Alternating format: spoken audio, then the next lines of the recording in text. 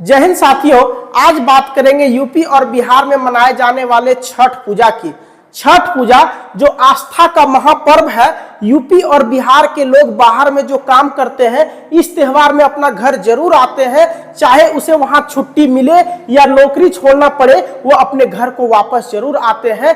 और कल 5 नवंबर को यह त्योहार बिहार और यूपी में बड़े धूमधाम से शुरू हुआ। उसी दौरान एक दुखद घटना सामने आई। इसमें क्या होता है कि गीत संगीत बहुत ज्यादा होता छठ पूजा के दौरान, और इसी गीत संगीत को लाने वाली शारदा सिन्हा जी का कल निधन हो गया।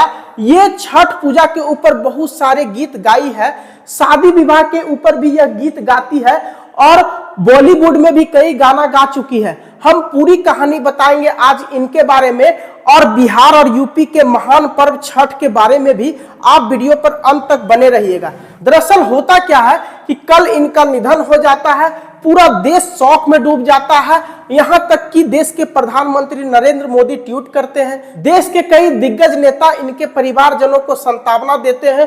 पूरा भोजपुरी समाज और बॉलीवुड समाज आज सदमे में है कि आखिर मात्र 72 साल की उम्र में इनका निधन कैसे हो गया। देखिए, दरअसल होता क्या है कि यह घटना है 2018 की। 2018 में इन्हें कैंसर हो जाता है, तभी से यह काफी ज्यादा बीमार रहती है और उसी समय से कई बार ये अस्पताल जाती है, लेकिन इनका कैंसर सही से ठीक नहीं हो पाता है। अंततः पिछले कुछ दिनों से यह दिल्ली के एम्स हॉस्पिटल में भर्ती थी और कल यह अंतिम सांस ली। लगभग 9 से 10 के बीच रात में इनका निधन हो जाता है, जिसके बाद 10:20 पर इसके ही ट्विटर अकाउंट से इसका बेटा ट्वीट करते हैं कि मेरी मां अब नहीं रही। उसके बाद पूरा देश शौक में डूब जाता है। हालांकि कुछ ऐसे यूट्यूबर्स हैं जो फालतू न्यूज कल दिन में ही फैला देते हैं कि इनका निधन हो गया है, बस व्यूज पाने के लिए। तो आपसे निवेदन है कि यूट्यूब पे ऐसी अफवाह ना फैलाएं जिससे कि किसी को दुख हो। इस बात को लेकर इनके बेटा को काफी ज्यादा दुख हुआ था। आगे हम चर्चा करते हैं कि यह कहां से है, इनका शादी कहां हुआ, पूरा जीवन के बारे में इनका बताएंगे और छठ महापर्व का महत्व को भी बताएंगे। आगे वीडियो पर बने रहिए। दरअसल शारदा सिन्हा भोजपुरी की एक महान गायिका है। इन्हें बिहार का कोकिला कहा जाता है। जिस प्रकार देश का कोकिला लता मंगेशकर को कहा जाता है, उसी प्रकार बिहार का कोकिला इन्हें ही माना जाता है। इनका जन्म बिहार के बेगूसराय में हुआ था और उसके बाद इनकी शादी जो है वो सुपौल में हुई थी। देखिए, हो सकता है कि शारदा सिन्हा बॉलीवुड की महान गायिका नहीं है, लेकिन आज पूरा देश इसके लिए दुख जाहिर कर रहा है। इसका मुख्य वजह है भोजपुरी इंडस्ट्री में जिस तरह के अश्लील गाने आते हैं। पवन सिंह, खेसारी लाल यादव और अक्षरा सिंह जैसे गायक भोजपुरी को बदनाम कर रहे हैं। वहीं पे ये जो है वो भोजपुरी को पूरी तरीके से बदनाम नहीं होने दिया। यह भोजपुरी में साख बचा के रखी और भोजपुरी में शादी विवाह से संबंधित बहुत सारे गीत गाए। साथ ही आप सोच रहे होंगे कि ये बॉलीवुड में गाना नहीं गाई, बॉलीवुड में भी गाना गाई। सलमान खान के एक नहीं 2-2 फिल्म में गाना गा चुकी है।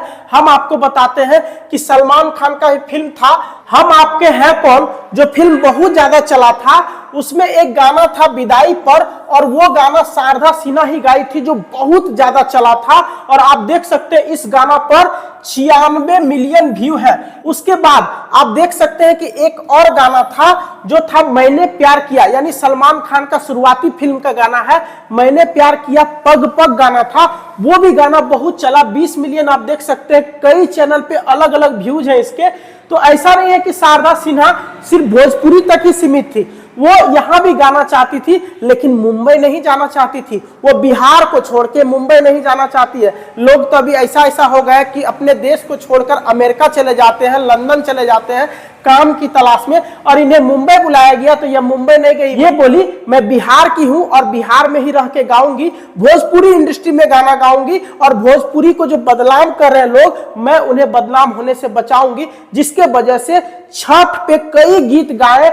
आज जिसके घर भी छठ मनाया जाता है इसकी आवाज जरूर आती है। बहुत फेमस गाना गा चुकी है छठ में ये।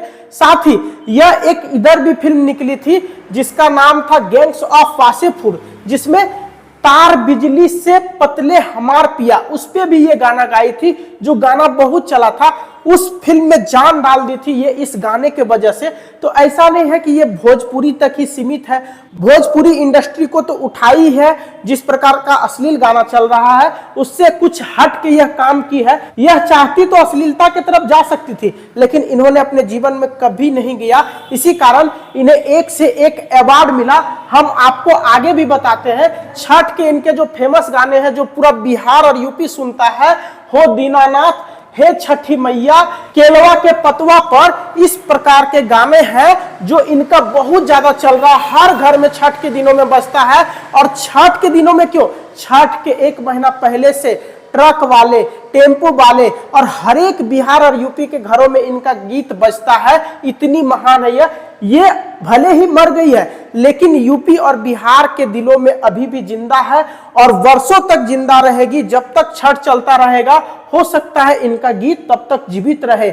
मैं इसी कारण से इन्हें बहुत ज्यादा मानता हूं कि भोजपुरी इंडस्ट्री में रहते हुए भी उस कीचड़ में ना जाकर भोजपुरी इंडस्ट्री को एक ऐसी पहचान दी कि भोजपुरी में भी अच्छे गाने होते हैं, बिहार में सिर्फ अश्लील गाने नहीं चलते हैं। इन्होंने यह एग्जाम्पल सेट किया है। आगे मैं आपको बताता हूं। इनकी इसी महानता के कारण 1991 में इन्हें पद्म श्री से सम्मानित किया गया और 2018 में इसे पद्म भूषण से सम्मानित किया गया।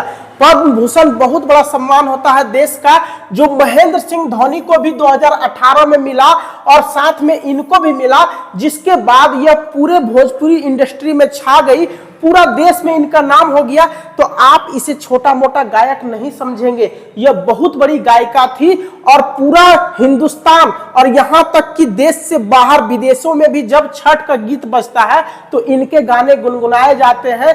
लोग बिना इनके गाने के छठ मना ही नहीं सकते हैं, हर एक घाट पे इनका गाना गुनगुनाते रहते हैं लोग। इतनी महान है यह। साथ ही संगीत नाटक अकादमी पुरस्कार और ना जाने गायकी के क्षेत्र में कितने अधिक पुरस्कार लेकर यह अपना नाम रोशन कर चुकी है। और इनके लिए सम्मान छोटा पड़ गया, ये जो देख रहे हैं पद्म श्री, पद्म भूषण, ये सम्मान छोटा पड़ गया क्योंकि कचड़े में एक जहां पे भोजपुरी इंडस्ट्री कचरा है वहां पे इस तरह के कमल खिलना बहुत कम ही होता है। बिहार कोकिला शारदा सिन्हा, ये इनके पति हैं जिनकी मृत्यु अभी से 1.5 महीना पहले हो गई थी। कारण था किसी बीमारी के कारण। लगभग 80 साल के ये थे और 80 साल में इनकी मृत्यु हो गई। ये अभी 72 साल की है और मात्र 72 साल में ही यह दुनिया को छोड़ गई और लोगों के दिलों में अपना एक विशेष स्थान बना के गई। यूपी बिहार के लोग तो इसे भूलेंगे ही नहीं।